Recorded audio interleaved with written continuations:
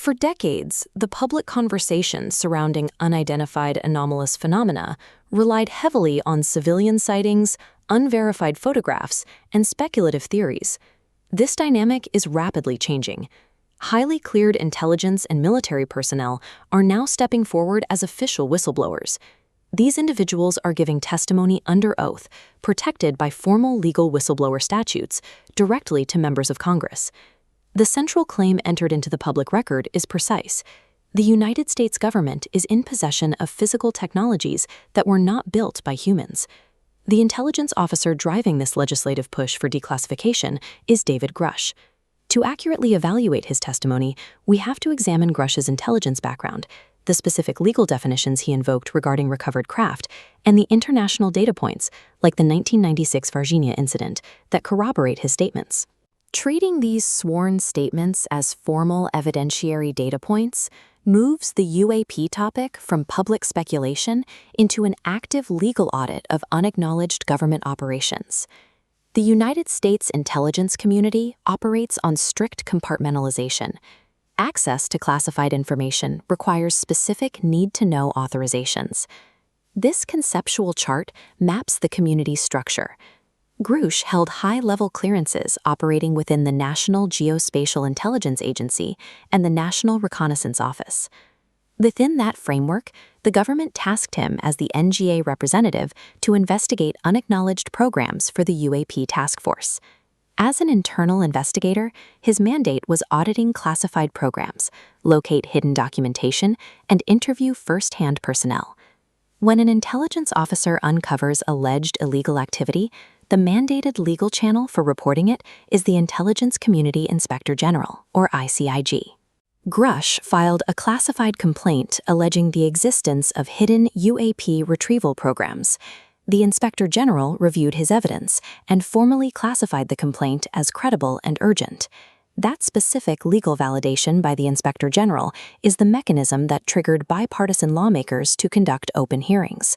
The Inspector General's validation provides the legal predicate for lawmakers to investigate these alleged programs as a challenge to congressional oversight, regardless of the technology's actual origin. The sworn testimony goes beyond administrative complaints to identify specific physical assets. The precise term entered into the congressional record is non-human intelligence, or NHI. This terminology legally indicates a non-human source, while remaining scientifically agnostic on whether that origin is extraterrestrial, interdimensional, or something else. The intelligence community uses this definition because claiming an extraterrestrial origin requires knowing exactly which planet a craft came from. NHI maintains technical precision without making unverified assumptions. Under this definition, the testimony alleges the United States and its allies possess intact and partially intact physical vehicles. Recovering an anomalous object is a massive logistical effort, requiring immediate military cordons, specialized transport, and secure storage facilities. To hide these operations, recovered hardware is funneled out of standard military inventories and into unacknowledged special access programs, or SAPs. These SAPs then transfer the physical materials to private corporate defense contractors, legally severing the reporting line back to Congress. By privatizing the recovered hardware, intelligence agencies hide the materials behind corporate intellectual property laws, deliberately circumventing standard congressional auditing. The logistics of concealing recovered technology extend beyond domestic programs. These operations require coordination across international borders. A primary data point referenced by investigators evaluating these global retrieval networks is the 1996 Varginha incident in Brazil. In January of 1996, the city of Varginha became the focal point of a major military deployment. The event began with air defense radar tracking an anomalous object, followed by reports of a crashed vehicle in the surrounding terrain. Brazilian military forces initiated a rapid, heavily coordinated response, establishing immediate military cordons around multiple sites in the city. The operation resulted in an extreme outcome. Witnesses and military whistleblowers asserted that physical, biological entities were recovered by military personnel from the crash site. Following the recovery, intelligence pathways indicate the physical materials and biological evidence were transported north, connecting directly to the United States. The logistics of securing and transporting the Varginha assets were allegedly managed with the full awareness and active participation of the United States defense establishment. This bilateral coordination illustrates a multinational data suppression model designed to secure anomalous assets globally.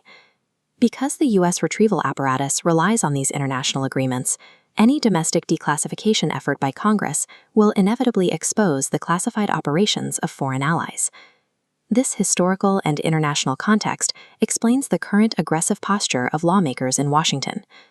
The congressional audits rely strictly on formal sworn statements from internal intelligence personnel documenting the movement of physical hardware.